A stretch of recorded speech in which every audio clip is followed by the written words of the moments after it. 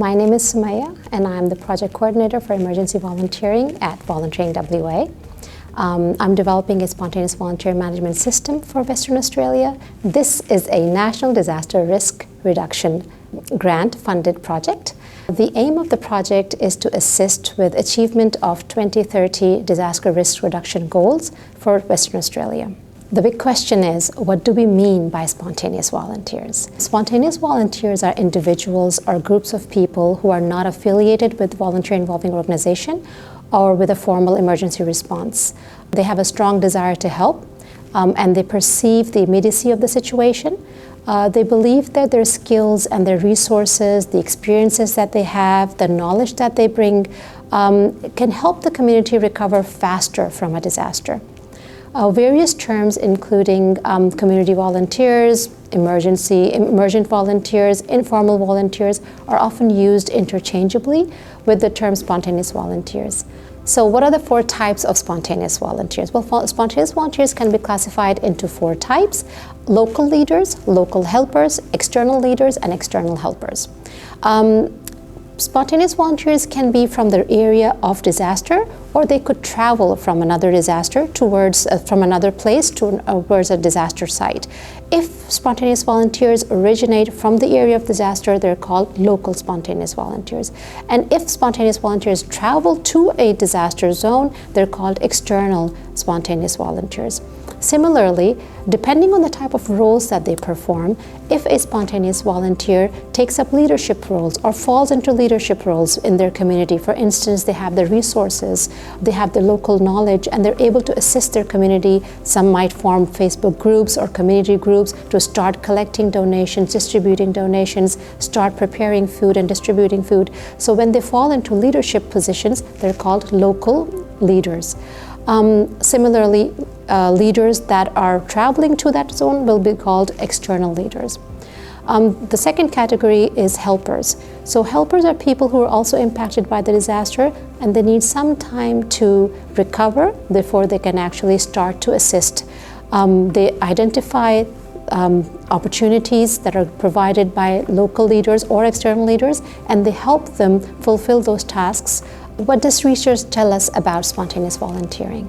First of all, spontaneous volunteering, there's a lot of uncertainty around it. We don't know the number of spontaneous volunteers that will arrive. We don't know the time when they will arrive, whether they're arriving in the initial phase of disaster, during the disaster, or later on. We don't know the duration they will be available to provide the task for or to assist with. And lastly, we don't know about their qualifications, the skills that they have, or the resources that they have. Majority of spontaneous volunteers, they respond to media coverage. Almost half are activated by the size or enormity of an emergency. Spontaneous volunteers emerge at different times of disaster, depending on the four types as we've just discussed. Local spontaneous volunteers would be the first and often are called first responders as well, specifically when there's a disaster like an earthquake or a sudden calamity. And then the external leaders and external helpers would form the second wave of spontaneous volunteers that arrive at a disaster zone. Spontaneous volunteers arrive thinking that they can assist immediately. So they have high expectations in that regard. And official responders often experience what is called the involvement exclusion paradox.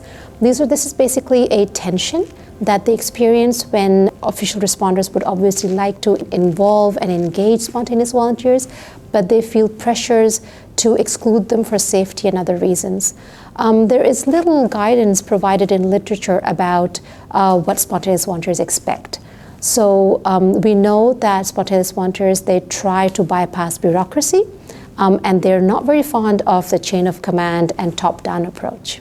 Spontaneous volunteers, they participate in recovery and response efforts in basically three ways. They can either collaborate with official responders, or they could collaborate with volunteer involving organizations that exist, or they could self-organize.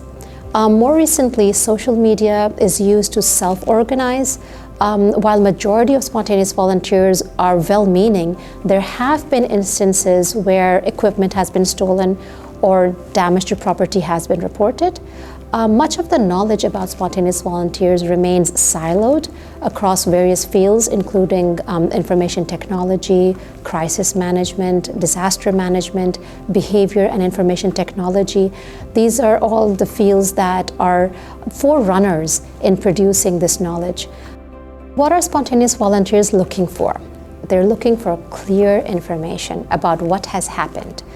They're also looking for clear information about how to help, and clear information about who to contact to offer help. What we need to understand is that the volunteering landscape is changing. Spontaneous volunteers are looking for interesting roles which are valuable to them. They're looking for roles that offer freedom, that offer agency, and they offer meaning to them as they perform them. They would like to perform roles which they can do independently, so they don't want much of authority. And they're also looking for roles which are short-term, more flexible. They're no longer interested in roles which are long-term and they require repetitiveness.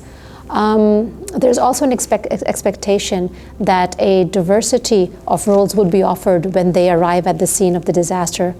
They're interested in roles that they can learn something from, and they're definitely interested in being acknowledged for their efforts. It seems like organizations now need to fit in with spontaneous volunteer requirements and not the other way around. What are the benefits of engaging with spontaneous volunteers?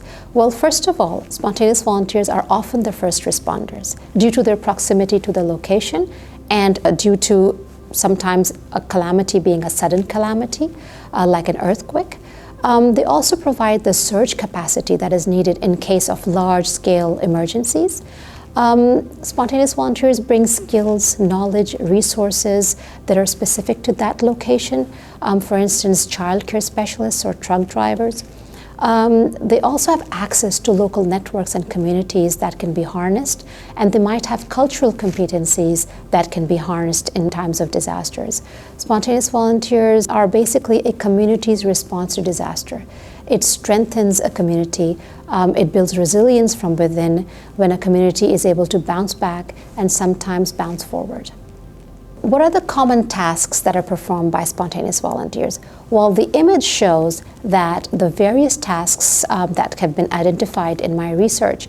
After a disaster, cleanup and emotional support stand out as the most commonly performed tasks. During a disaster, seeking and sharing information, directing public, collecting and distributing donations, and helping with preparation and distribution of food seem to be the most commonly performed tasks. Why is there a rise in self-organized efforts? Well, research from UK and Australia suggests that self-organized spontaneous volunteer efforts are on the rise. Volunteers suggested that they generally perceive that volunteer managers have directives to follow a structured plan, while majority of the participants, they agreed that structural response to emergency recovery is absolutely necessary. They also shared that their response is more organic in nature, and therefore they seek a more fluid structure. They also shared that they complement official response with a more human response that focuses on the heart. Spontaneous volunteers also shared that they experienced empowerment in self-organized efforts. They felt in control when they could do what they wanted to, and they felt in control when they could allocate tasks to their community members. They also shared that they believed that they were more nimble, that they could utilize their personal networks and they could respond faster using the resources, the local resources and the local knowledge integrated more efficiently into their activities. Social media also made them more innovative and flexible, and that has added to their self-organized efforts. An important point that has been highlighted is that spontaneous volunteers, they take risks. While research suggests that they do take risks, many conversations that I have had with spontaneous volunteers who chose to share their lived experiences with me suggested that they did not participate in the actual emergency response. Rather, they used their skills and experiences to explore peripheral activities to help their community.